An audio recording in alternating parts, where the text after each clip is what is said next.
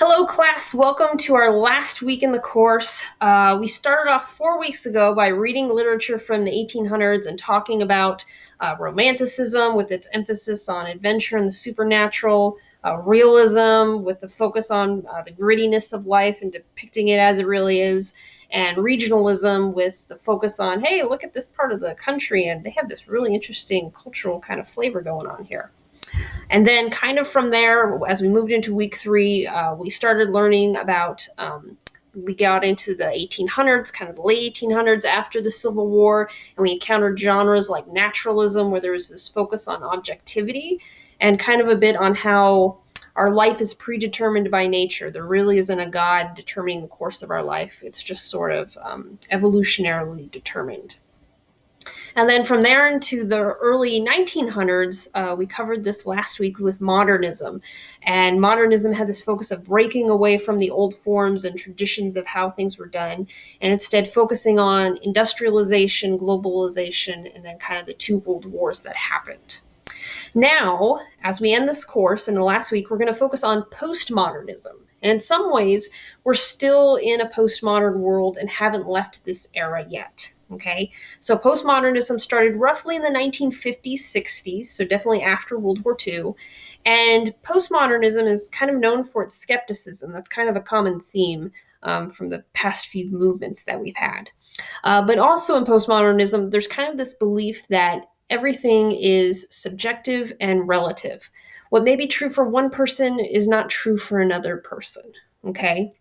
And also, I just want you to realize that kind of by this time in history, many of the ideas that were present in the Enlightenment back in the 1700s when our country was being founded, ideas kind of such as a universal truth or that God may be interested in the affairs of humankind, all these types of ideas have now either been questioned by the preceding movements or they've kind of been discarded.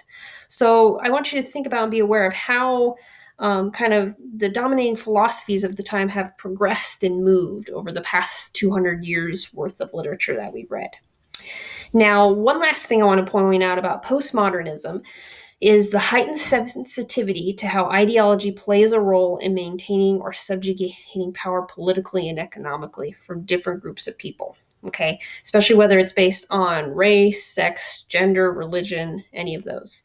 And I think if you look at kind of the past history with slavery and then going through, World War II, especially, and the Holocaust and all that, you can see how humanity was really starting to question this and wanting to analyze how do we use power and why do we use it in such ways to sometimes harm others.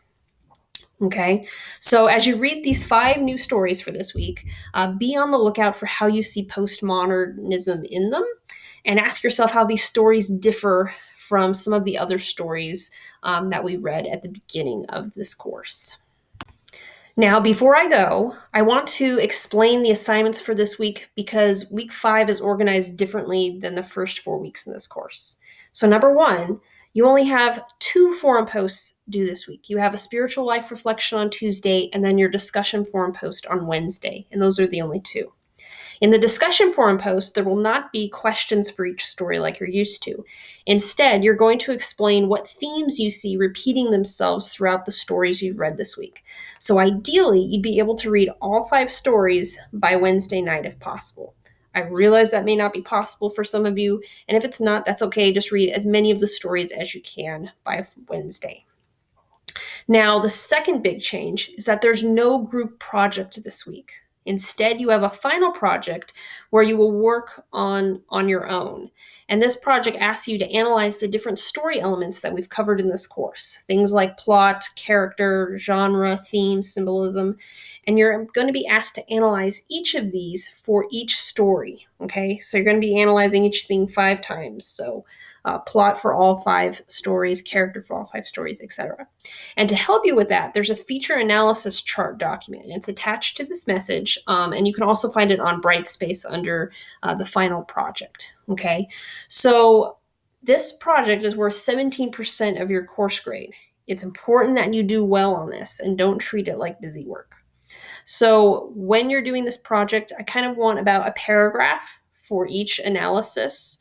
So when you're analyzing the plot, give me a paragraph. And I would like to see you provide textual support from the stories when giving your responses. Okay. So, lastly, I'm at the end here. It's been a pleasure teaching all of you these past 4 weeks, and I've enjoyed the great discussions that we've had in the forums. And while I don't expect you to have enjoyed every story that we read in the class, I can't say that I enjoyed all the stories myself. I do hope that some of these stories, at least, will stick with you and that you've learned a little bit more about what it means to be a person in this world. And as I said at the beginning of this course goal was to help you learn more about human nature and the human experience. And I hope that this course has done that. So God bless. And I'm interested to see what themes you see in these stories when we meet in the discussion forum on Wednesday.